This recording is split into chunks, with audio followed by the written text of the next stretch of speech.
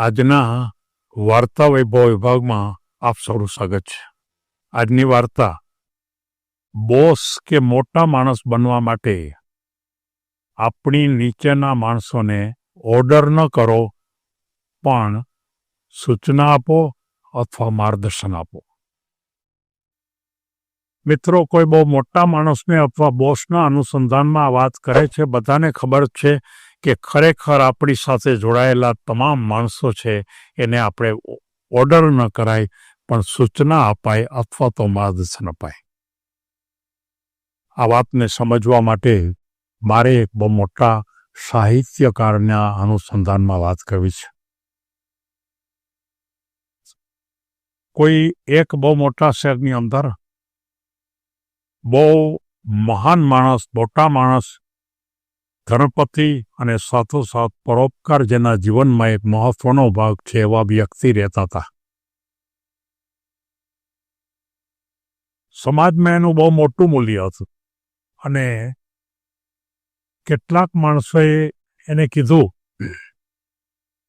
કે તમારે માટે એક સુંદર મજાની એક બુક લખવી જોઈએ કે જીવનમાં તમે જે સારા સારા કામ કર્યા એ કામની ભૂમિકામાં કેટલાને ફાયદો થયો અને એ કામ દરેકે કરવા જોઈએ, એટલા માટે તમારે આવી એક બુક લખવી જોઈએ.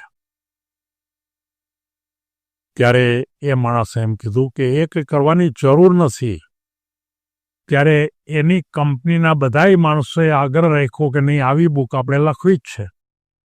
અને બરોબર એ વ્યક્તિને જ્યારે 50 વર્ષ પૂરા થતા હતા ત્યારે એમ કીધું કે હવે આ નિમિત્તે આપણે બુક લખવી છે. ત્યારે એમ થયું કે આપણે આ બુક લખવા માટે કોને બોલાવશું? એક સારા લેખકને બોલાવે છે અને એ લેખક આ બુક લખવા માટે તૈયાર થાય છે. ત્યારે એ લેખક એને એમ કહે છે કે મારે એની સાથે સંકળાયેલા તમામ માણસોની સાથે મારે મીટિંગ કરવી પડશે, મારે એની સાથે વાતો કરવી પડશે, મારે એને કેટલાક પ્રશ્નો પૂછવા પડશે અને એમાંથી જે મને મળશે એ હું ટપકાવતો જઈશ અને એના ઉપરથી એની બુક આખી લખીશ. એટલે તરત જ એણે એમ કીધું કંઈ વાંધો નહીં. એટલે એ કોઈ એક માણસ પાસે જાય છે કે તમને સેટ, તમારા જે બોસ છે એના વિશે તમારો અભિપ્રાય કેવા પ્રકારનો છે અને એના માટે તમને શું એના વિશે તમારી માન્યતા શું છે? ત્યારે એણે એમ કીધું કે માણસ ખૂબ સારા છે, જીવનમાં અમારા કેટલાય પ્રશ્નો છે, એ પ્રશ્નોના ઉકેલ જોઈતા હોય, અમારે કંઈ મદદ જોઈતી હોય તો અમને સામેથી મદદ કરે છે અને અમને બહુ સારું રાખે છે.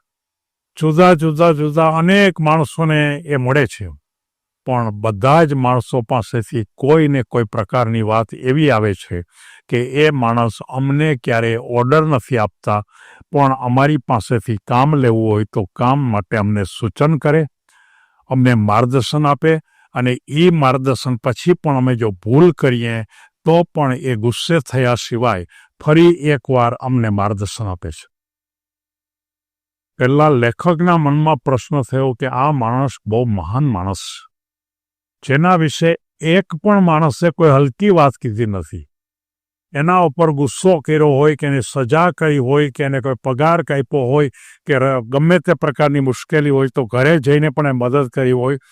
આની નીચેના અનેક માણસોને એને પૂછ્યું અને આખરે એ પ્રકારની ભૂમિકા ઉપર એ આવ્યો કે ખરેખર જો આ જ પ્રકારનો માણસ હોય તો જ બોસ બની શકે.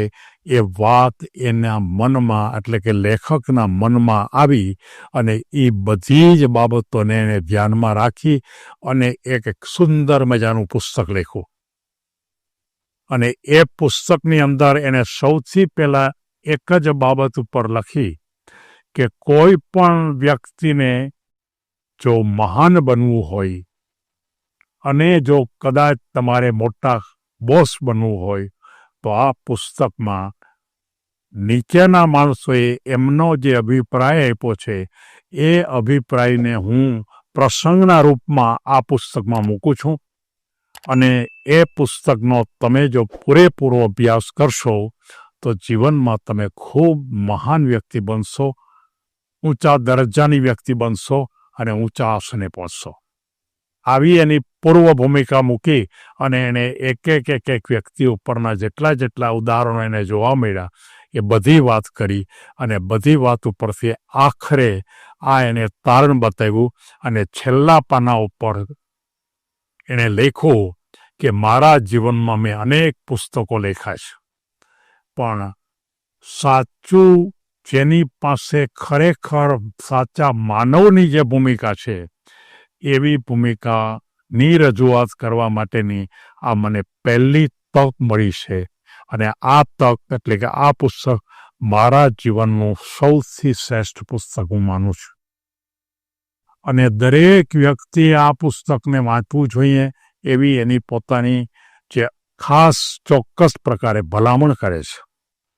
અને એના જે પ્રસંગો એણે લખ્યા, લાગણી સાથેના પ્રસંગો લખ્યા. પ્રસંગો તો મારે કહેવા નથી, પણ એ પ્રસંગો જે એને બતાવ્યા છે એ બધા પ્રસંગો એવા હોય કે કોઈ પણ માણસે કોઈ પણ જો આ બુકને વાંચે તો એના હૃદયની અંદર એકદમ લાગણીનો પ્રવાહ ઉત્પન્ન થાય. એના તરફ જે કરુણા એને મળી છે, એના તરફ એને જે પ્રેમ મળ્યો છે, એના તરફ જે લાગણી મળી છે, આવી લાગણીની ભૂમિકા ઉપરની ઊંચાઈ ભાગ્યે જ કોઈના તરફથી આપણને મળતી હોય છે. મિત્રો, મારે સૌને કહેવું છે કે આપણી આસપાસમાં આવી કોઈ વ્યક્તિ ખરી? મારે સૌને કહેવું છે કે આવી વ્યક્તિ થવા માટેના કોઈ પ્રયત્નો કરે છે? મારે એમ કહેવું છે કે આવી વ્યક્તિ માટે કોઈ ચોક્કસ પ્રકારની તાલીમની જરૂરિયાત નથી, કોઈ મોટિવેશનની જરૂરિયાત નથી, પણ માત્ર ને માત્ર એની અંદર કુદરતે જે પ્રેમ, કરુણા અને લાગણીનો જે પ્રવાહ મૂક્યો છે, એનું હૃદય છે એ પ્રેમ કરુણાથી ભરેલું છે. એ જો ભરેલું હોય તો જ આવી વ્યક્તિ બની શકે. અને એક એવા પ્રકારની જીવંત વ્યક્તિ કે જેનું આજે આ ચિત્રકરણ મારે કરવું પડ્યું છે, એનો મને ખૂબ આનંદ છે. અને આપણે પણ બધું જ ન કરી શકીએ તો ઓછામાં ઓછું આ એક વાક્ય ચોક્કસ યાદ રાખો કે આપણી નીચેના માણસોને જ્યારે ખરેખર આપણી સાથે કંઈ પણ કામમાં જોડાય ત્યારે કોઈ દિવસ ઓર્ડર ન કરવો, કોઈ દિવસ એની સાથે અહંકારથી વાત ન કરવી, ક્યારેય તોછડાઈથી વાત ન કરવી, ક્યારેય એને અપમાન થાય એ પ્રકારે વાત ન કરવી, પણ માત્ર ને માત્ર ને સહયોગ આપો, પ્રેમ આપો, લાગણી આપો અને જરૂરિયાત પડે એને દિશા બતાવો. અને આ રીતે જો તમે કરશો અને જો એ શરૂઆત યુવાનીથી જો કરશો તો હું તમને ખાતરીપૂર્વક કહું છું કે તમે માત્ર થોડાક જ વર્ષમાં તમે કોઈને કોઈ ક્ષેત્રની અંદર મહાન વ્યક્તિ બની જશો, અથવા તો બહુ મોટી કંપનીના એકદમ મોટા અધિકારી બની જશો, અથવા તો સરકારના કોઈ અધિકારી હશો તો પણ જેને ખૂબ લાગણીથી ચાહતા હશે એવા અધિકારી પણ બની જશો. શું આપણે આવું નથી બનવું? એક પ્રશ્ન તમારી જાતને પૂછો, અને જો બનવું હોય તો આવતીકાલથી શરૂઆત કરો. સૌને ધન્યવાદ.